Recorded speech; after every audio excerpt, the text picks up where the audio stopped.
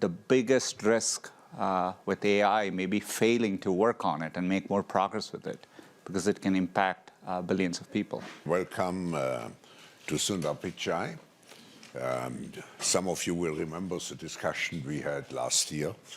And in the meantime, you have moved even up, not only being the CEO of Google, but also being the CEO of Alphabet. So thank you for joining again this exchange of ideas, opinions. But my first question is, you have called yourself a technology optimist. And we hear a lot sometimes of concerns about technologies. What makes you actually an optimist? Well, first of all, Professor Schwab, thank you for having me here. It's a pleasure to be back. What makes me a technology optimist? I think it's more how I got introduced to technology. Growing up, I think I had to wait for a long time. I would hear about things, but I had to literally wait before I got my hands on either a telephone or a television. And each thing, when it came into our household, I discreetly remember how it changed our lives. The television allowed me access to world news, football and cricket, which I'm passionate about. So I always had this, first-hand experience of how gaining access to technology changes people's lives. Later on, I was inspired by the One Laptop Per Child project, this goal to give $100 laptops to every child. They quite didn't get there, but I think it was a very inspiring goal and made a lot of progress in the industry. And later, we were able to make progress with Android. Each year, we bring hundreds of millions of people, and they get access to computing for the first time. We do this with low-cost, affordable Chromebooks. And seeing the difference it makes in people's lives, I think gives me great hope for the path ahead. Yeah. And more recently with AI, just in the last month alone, we have seen how AI can clearly help doctors better detect breast cancer with more accuracy.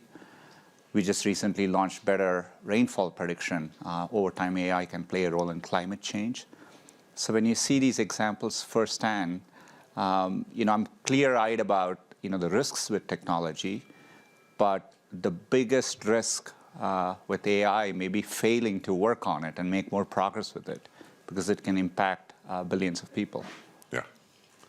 But Sundar, you were, if I look what has happened in technology over the last, I would even say 30 years, there was one big breakthrough. It was actually when AlphaGo was beating Lee Sedol. I think we haven't really understood yet the implications of this breakthrough. And now your company, Google, is again at the forefront of another revolution, which may have even more consequences, positive or negative one.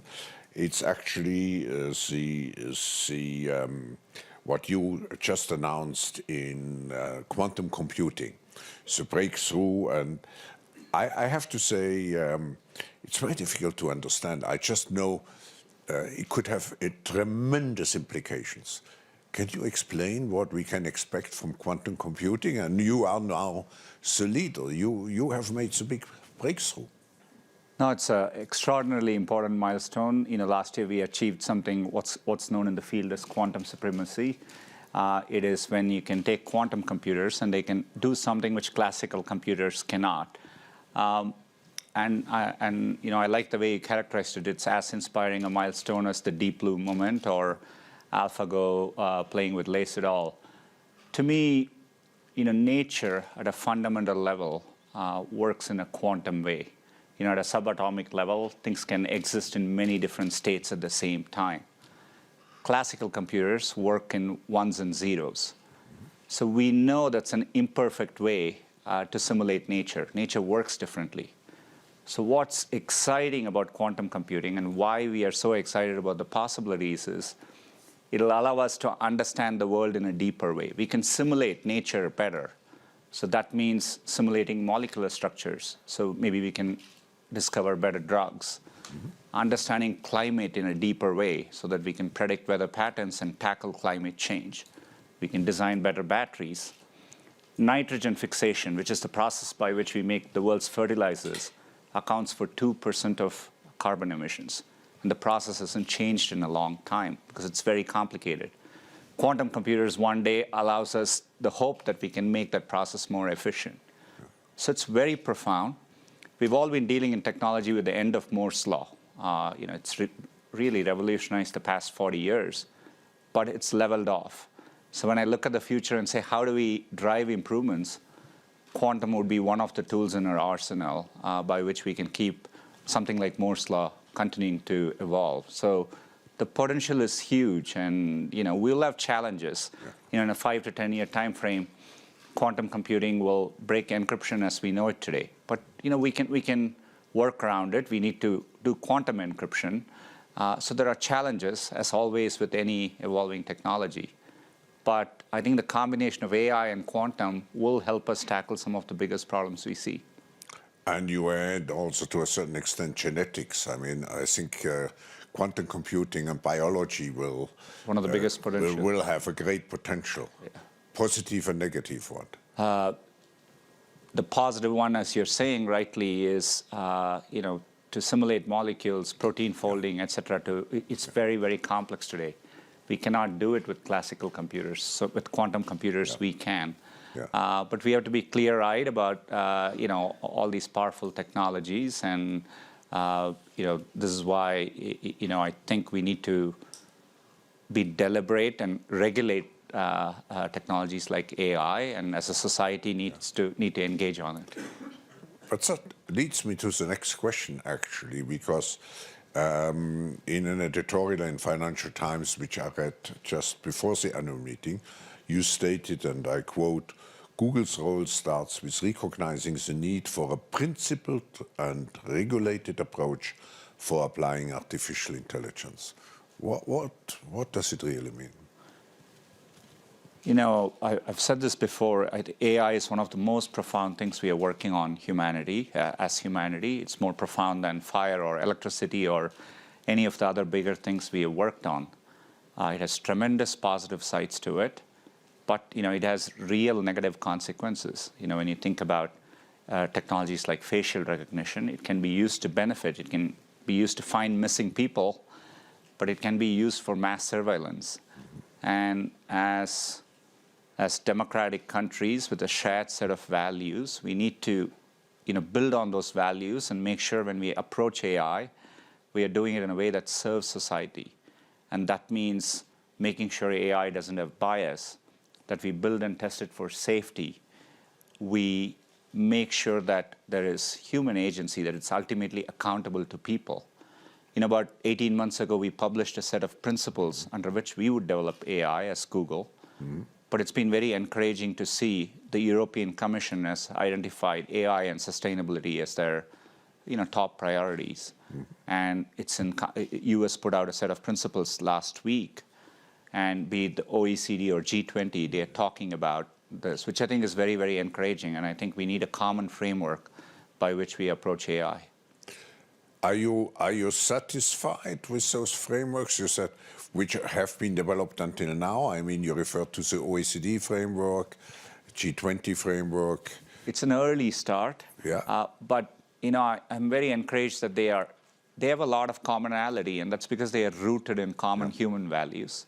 So I think it's a great start, but we need to get more specific and evolve it significantly. I think the European Commission is working on a white paper around AI, and I think that's an important first step, and we all need to engage. As a company, we are committed to engaging in the process, but it's going to need everyone from around the world. AI is no different from climate. You can't get safety by just having one country or a set of countries working on it. You need a global framework to arrive at a safer world there. But Sundar, you emphasize a global framework now. The question is, how much is actually China engaged into those efforts? And don't you see the danger of the two circles, and that at the end we end up with two different frameworks. One which is more coming out of Beijing, and one which is developed inside the OECD concept.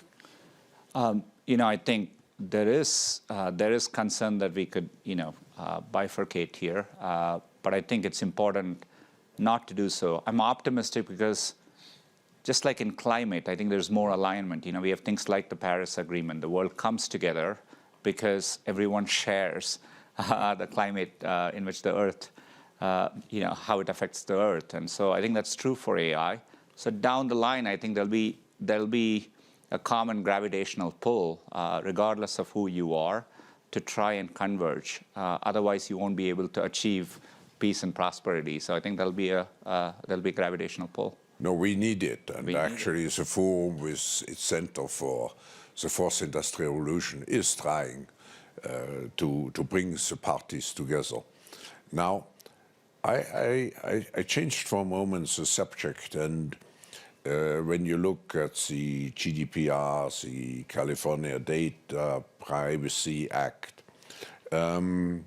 regulators start to take meaningful action to protect consumer privacy and address, it's a second issue, the growing antitrust concerns. Google buying up all startups which are in the, let's say, AI area and so on. And some believe that actually companies like Google should pay, I think it was called, a digital dividend. Can you share with us what is actually the policy of Google? And I have here two. I come back: privacy and antitrust. It's a great question. First of all, maybe we'll talk about privacy. GDPR has been a great template. I think it gives a standardized privacy framework. And often when we are in other countries and when they are thinking about privacy regulation, we point to GDPR as a template. I'm glad Europe took the lead on it. And I think that gives a good framework for all of us to work on.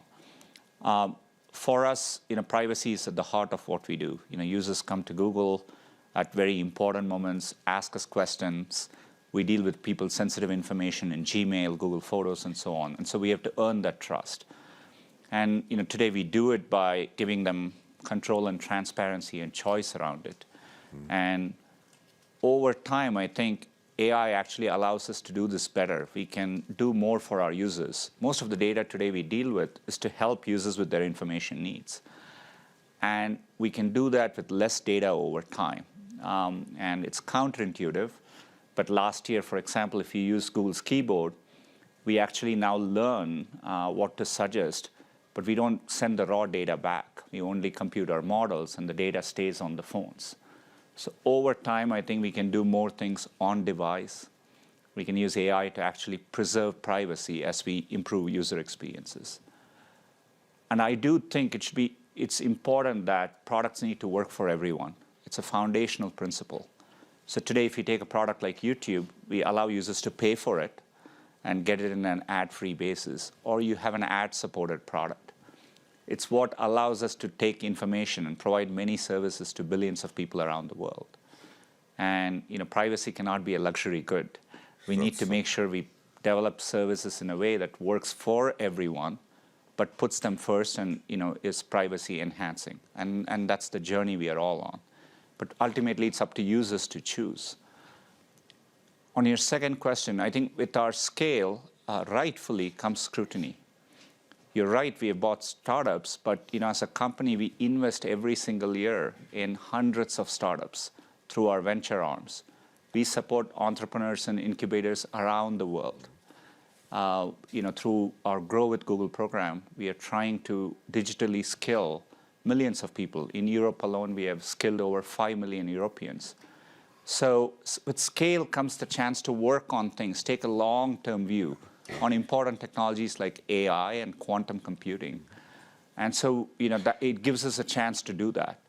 But ultimately, we have to do it all in a way that works for society. that's the real test. And society has to judge whether what we are doing is beneficial. And we want to engage constructively in the process and earn our right to do that. But we aren't building up scale for scale's sake. We are trying to do important things for our users.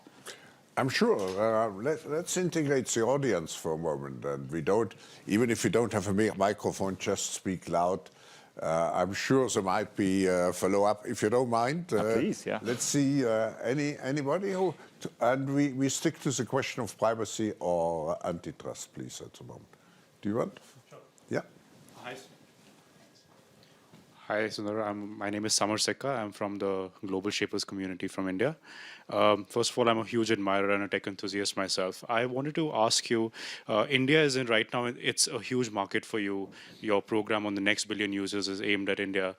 India is right now in the middle of a data protection bill, which has seen a lot of changes over the last year. It was first seen as very restrictive to global multinationals like Google and other big tech companies.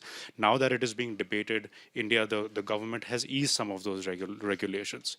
At either of these points, Google has not actively lobbied or fought this bill. They have said that we'll comply with what the government says. What is your view on it? Because you're one of the few CEOs, unlike I think many of your counterparts, who takes a balanced view, saying that there are risks, but there are also benefits. CEOs generally come out on either end of that spectrum.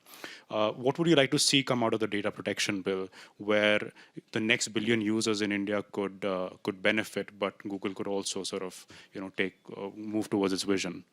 I would just enlarge your question and not related to India, but to what. So the question would be, if you would design, from your point of view, an ideal data protection bill, how would it look like? It's a great question. We are in the World Economic Forum. We bring people together. That's what the internet is all about. The value of internet comes in connecting the world. And to do that, you need a free, open internet to work. At the same time, and I see it's not just in India, as Professor Schwab mentioned. It's a big topic in Europe and all other countries around the world. Politicians, rightfully, they are charged with protecting their citizens, and as part of that, data sovereignty is an important topic as well. But it is inherently a balance, right? And I think countries need to focus on the highest risk areas and maybe add protections around it. But you want to, help preserve a common internet. Even in India, for example, if you take a product like YouTube, many creators in India, more than 50% of their views come from outside of India. The internet is essentially an export product. You can build a service, regardless of where you build it, you can reach people around the world. That's what's great about the digital economy. It creates new opportunities. And so that's the balance countries have to strike. But I think, I think there are good regulations. GDPR is a good framework as we think about how you can protect privacy for your users, for your citizens. Doesn't always mean data has to be siloed in a particular way. And I think we need to evolve those frameworks carefully. Any other comments? Let me see. Maybe someone from behind. Let's go into back. Yeah. Hello, my name is Guan from Learnable AI, actually an AI startup from Harvard Innovation Lab. So we do a lot of explainable AI. And I'm a big fan of Google's technology, especially DeepMind. So I want to know, in terms of transparency and explainability for AI, what do Google think, and what's Google's plan? Thank you. Such a great question. One of our AI principles is that AI is ultimately accountable to humans, and to do that well, explainability is a big part of it. Now, you can imagine a self-driving car making a decision and us being able to explain. I think it's worth remembering humans can't always explain how we make our decisions. We think we can, and we say some things, but that's not how it really happens. So I think it's worth remembering that. But we are building, it's one of our most active areas of research. For example, to counter AI bias, last year we published research. So for example, if you have an image recognition algorithm and it predicts and says these are doctors, we can now say what are the variables you're using to predict that these images are doctors. It may say white coats, that makes sense. but sometimes the model can say male because it has seen only pictures of male doctors. And then you know it's not working well. That's an example of explainability which we do. And we are working hard to drive that. But it is an area of research. But I think it's an important principle to do that before we use AI in high-risk applications.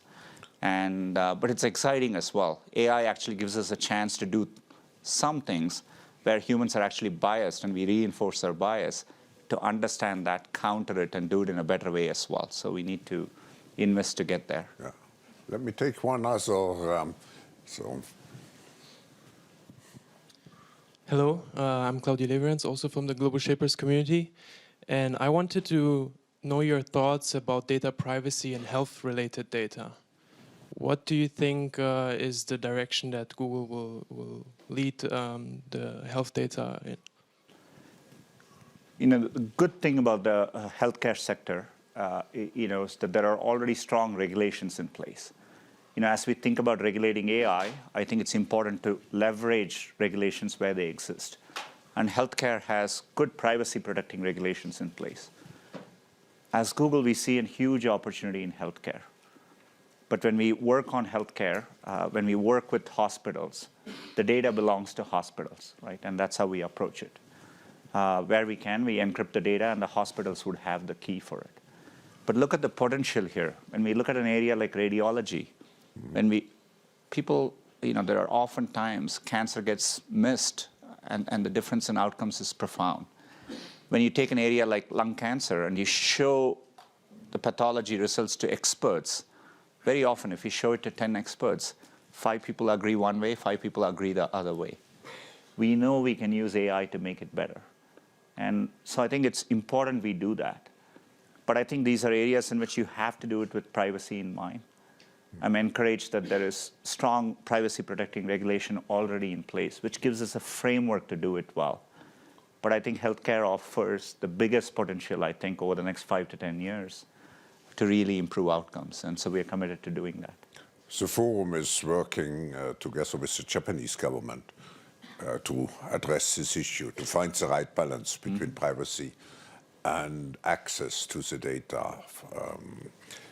Now, if I look at Apple and particularly also your transition from at Google and your transition from now from Google to Alphabet, you are involved in so many different areas. I mean, Waymo, Sidewalk, and so on and so on. How do you see the future of the company? Is it a giant which sucks up everything, or how do you see Google in 5 years from now? Look, we know we will do well only if others do well along with us. That's how Google works today. Through search, we help users reach information they want, including businesses, and businesses grow along with search. In the US alone last year, we created $335 billion of economic opportunity, and that's true in every country around the world. We think with Alphabet there is a real chance to take a long-term view and work on technology which can improve people's lives. But we won't do it alone. In many of the other bets which we are working on, where we can, we take outside investments. Yeah. These companies are independent, so you can imagine we'll do it in partnerships with the other companies. And Alphabet gives us the flexibility to have different structures for different areas in the way we need them to. If it's healthcare, we can deeply partner with other companies. Today we partner with the leading healthcare companies as we work on these efforts. So we understand for Alphabet to do well, we inherently need to do it in a way that works with other companies, creates an ecosystem around it. This is why last year, just through our venture arm, we invested in over 100 companies. We are just investors in these companies, and they're going to be independent companies. We want them to thrive and succeed. And so, that's the way we think about it. But I think it gives us a real chance to take a long-term view, be it self-driving cars or AI, and approach it with a long-term view in mind. So now, one last question. You are now at the top of one of the 3 or 4, whatever you say, not only most valuable companies, but most powerful companies. You said you are an optimist. When you wake up at night, and you cannot sleep anymore, what worries you at that time? You were pretty insightful. When you wake up at night, that is literally true. Yeah, I do wake up at night. You know, and what worries me at night, you know, I think technology has a chance to transform, you know, society for the good, but we need to learn to harness it to work for society's good. But I do worry that we turn our backs on technology, and I worry that, you know, when people do that, they get left behind too. And so to me, how do you do it in an inclusive way? You know, just coming here, I was in Belgium and I went to Molenbeek. You know, it's a startup incubator in Molenbeek. In that community, you see people who may not have gone to school, but when you give them access to digital skills, they're so hungry for it. Yeah. People want to learn technology and be a part of it. Yeah. That's the desire you see around the world when we travel, when I go to emerging markets. You know, it's a big source of opportunity. And so I think it's our duty and responsibility to drive this growth in an inclusive way. And so that keeps me up at night. If you translate it in the political field, I think the transition we have had is, in the first industrial revolution, we created new ideologies like Marxism, socialism, and capitalism. Today, I think the dividing line in the society is between those who embrace technology and those who reject technology. So you have also an important role as a prophet or missionary to explain that all those new technologies at the end are beneficial for humankind. You know, very much so. Search at the heart works. It does not matter whether you're a student in Africa or you're a professor at Stanford. You know, search works the same way as long as you have access to a computer and connectivity. You know, that's an equalizing force, and you know, then that's how we need to approach technology over time. And I think that's the real opportunity we have. So you don't have to, if I take your role, you don't have to sell only a product or manage your, I don't know how many people now, but you have to be at the outfront to explain continuously that what you are doing is good. Now, how much time do you devote to the third portion of your responsibility? You know, I think with scale comes that responsibility. I do see as a big role for us to engage externally, you know, partner with other institutions, be it governments, regulators, nonprofits, educational institutions. The forum. The World Economic Forum, and engage. And I think it's a big part of what we do. So. No, thank you very much to have responded to those sometimes critical questions. And we hope that we can continue this discussion in the coming years. And we wish you all the best in the meantime. And we all will use Google substantially in the meantime. Thank you. Thank you very much. Thank you.